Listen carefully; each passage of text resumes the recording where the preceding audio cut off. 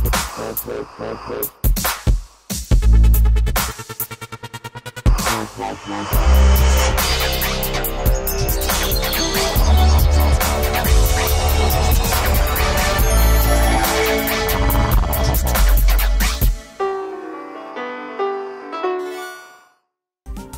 skolēniem skolas solos pie studentiem lekciju auditorijās.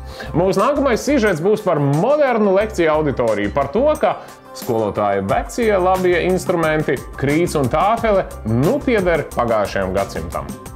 Rīgas Tehniskā universitāte. Nosaukums jau pats par sevi pieprasa, lai šeit mācības noritētu tehnoloģiski moderni. 7 universitātes lielajās auditorijās ar kopumā aptuveni 1000 sēdvietām ir ieviests mūsdienīgs aprīkojums, kas pasniedzējiem ļauj sekmīgāk komunicēt ar studentu. Un viss sākas ar īpaši izstrādātu galdu un tajā noslēptajām tehnoloģijām. Te viss ir apslēpts šajā jaukajā galdā un vadās ar skārienu jūtīgo paneli, kuru jau mēs paši varam mierīgi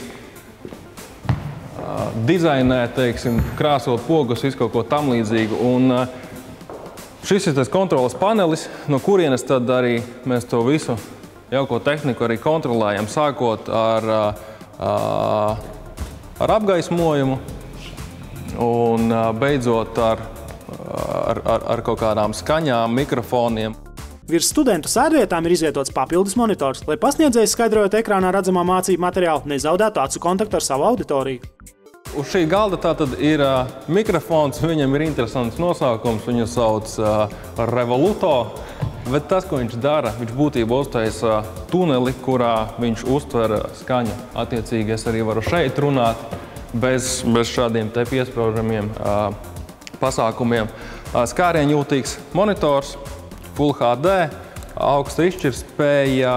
Kāpēc? Tāpēc, kad mēs esam Tehniskā universitāte, mēs strādājam īstenībā daudz ar visādiem rasējumiem, arī autokadiem, un tas produkts, ko parasti pasaulē izmanto.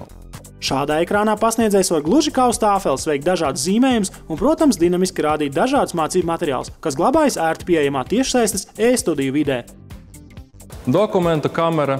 Mēs gribam parādīt detaļas dažādas. Nezinu, šeit bija iepriekš kāds ķīmija, var, piemēram, kaut kādu iezi uzlikt uz šīs te platformas un parādīt.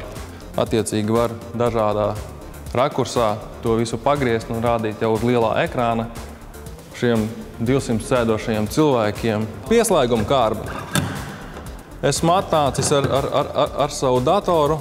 Es izvēlu ārā, man jāpievieno ir pārēja, un es varu viņu palaist šo te attēlu uz ekrāna. Gan Vegas pieslēguma vietu, gan HDMI, kas ir jaunākais, ko var ievietot, un attiecīgi arī ir USB sticks, kas šeit spraužas iekšā dotajā brīdī arī viens tāds stāv. Ja? Mēs redzam, kad ir mikrofoni dažādi, ir kaut kādas mistiskas kameras tur, šeit, ja? Šis te ir video lekciju filmēšanas aprīkojums. Mērķis ir nodrošināt papildus materiālus. Lai varētu mājās atskatīties uz lekciju, konspektiem video formātā.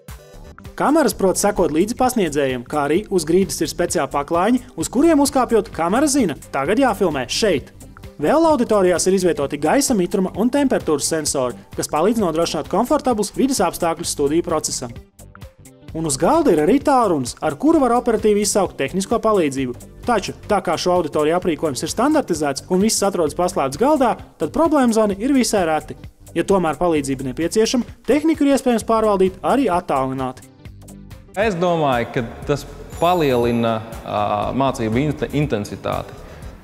Mazākā laika posmā ir iespējams nodrošināt interesantāku pirmkārt informācijas pasniegšanas veidu un pasniegt vairāk informāciju tajā pašā laika posmā. Ļoti labi izmantot, tāpēc, ka ir daudz vieglāk redzēt un saprast viss, kas ir domāts. Jo tā, kad uzzīmē, piezīmē visas lietas klāt, ir vizuāli dod labāku sapratni par attiecīgo vielu.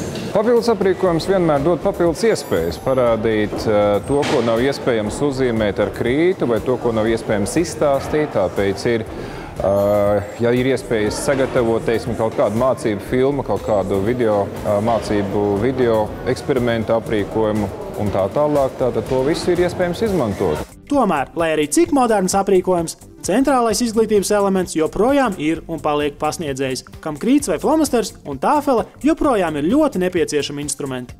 Pasniedzēja darbs tā ir zināmā veida aktiera darbs, un šajā gadījumā ir nepieciešama improvizācija. Lielāko daļu to mācību materiālu, kurus mēs izmantojam multimēdijos, tātad to ir jāsagatavo pirms nodarbībām.